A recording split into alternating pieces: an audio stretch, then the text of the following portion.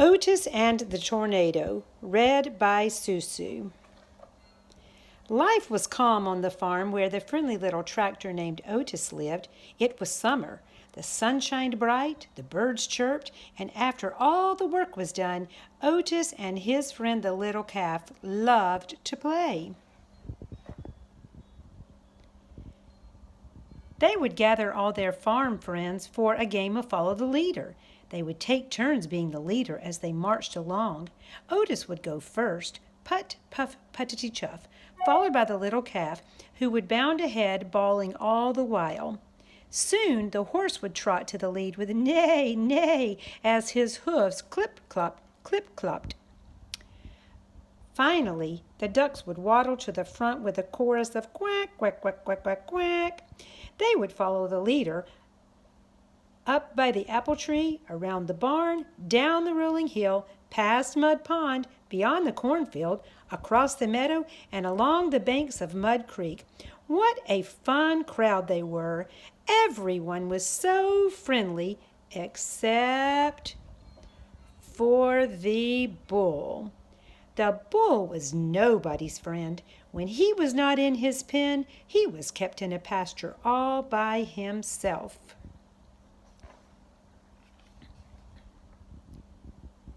If any of the other farm animals got close, the bull would stand at the fence and snort and snarl and huff hot air. Suddenly, with a burst, he would run back and forth along the fence. Then he would stop and glare at them like a statue, never moving a muscle except to flare his nostrils. The bull did not like anyone, and everyone was afraid of the bull.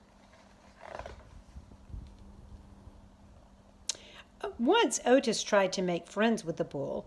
He took him a shiny red apple from the apple tree and invited him to play. But the bull snorted and snarled and glared at Otis. Then he stomped his hooves in the dirt and he charged. The bull slammed into the fence just inches away from where Otis stood. From that day on, Otis stayed clear of that bull altogether. One day, the farm skies began to swirl and turn dark. The winds blew and the rain came down. The animals in the barn grew restless and jittery. The skies tumbled and turned and turned and tumbled. Otis did not mind the rain, but there was something different about this storm that he could feel deep down in his pipes. All at once, the wind stopped blowing, not even a breeze, and the rain disappeared. The sky turned a strange shade of green, and the farm fell completely still. The only sound Otis heard as he puffed toward the barn was the farmer shouting in the distance, "It's coming fast! Get down in the storm shelter!"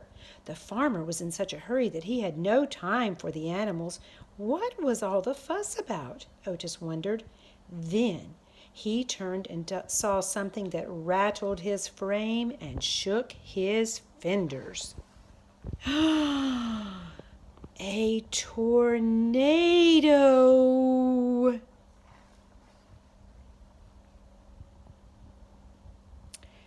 And it was heading straight toward the farm. What would happen to all the animals locked in the barn? Otis sprung into action. He nudged the latch of the little calf stall until the door swung open. Next, Otis freed the pig and the sheep. The winds howled closer. He stretched and unlatched the horses and the cows' doors at the same time. Click, clack, the animals were free.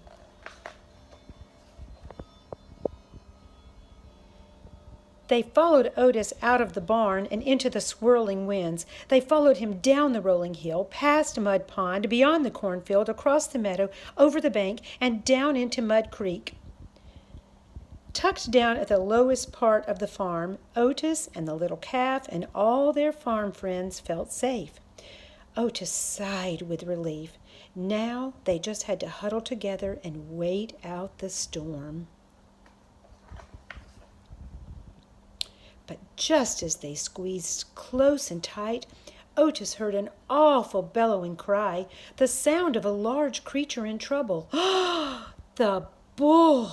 The bull was locked in his pen. From the safety of Mud Creek, Otis saw the tornado speeding in the terrified animal's direction. Lightning crashed, the tornado howled, the bull screamed, and in a flash, Otis was gone. He raced across the meadow, put, puff, puttity chuff, beyond the cornfield, past Mud Pond, and up the rolling hill to the bullpen.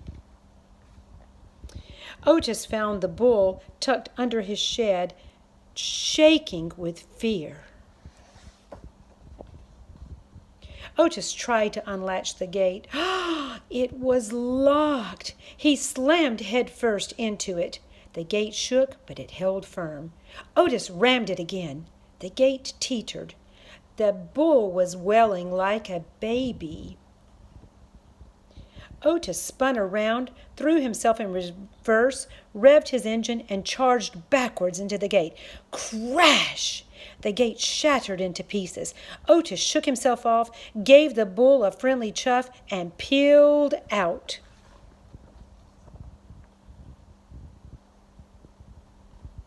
The bull followed Otis down the rolling hill, past Mud Pond and beyond the cornfield. The tornado roared like a freight train as they crossed the meadow.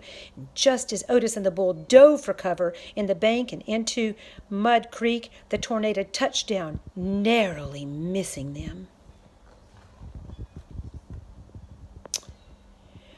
Otis and the little calf and the bull and all the farm friends ducked their heads and closed their eyes.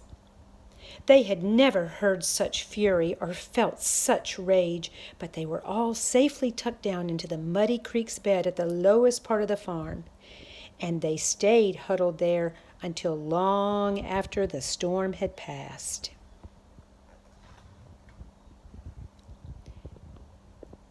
They came out only when it was calm and the sun shined bright and the birds began to chirp again. They found the farm needed great repair, but they knew that they could work together with the farm hands and they could put everything back together. But when the work was all over and it was time to play, the farm friends discovered they had a new playmate. This one snorted and stomped his hooves in the dirt. He flared his nostrils and huffed hot air. But instead of a snarl and a glare, he wore a happy grin and a friendly gaze as he took his place in line with Otis and the little calf in a grand game of follow the leader. The end. Love, Susu. I love you guys and I miss you so, so much.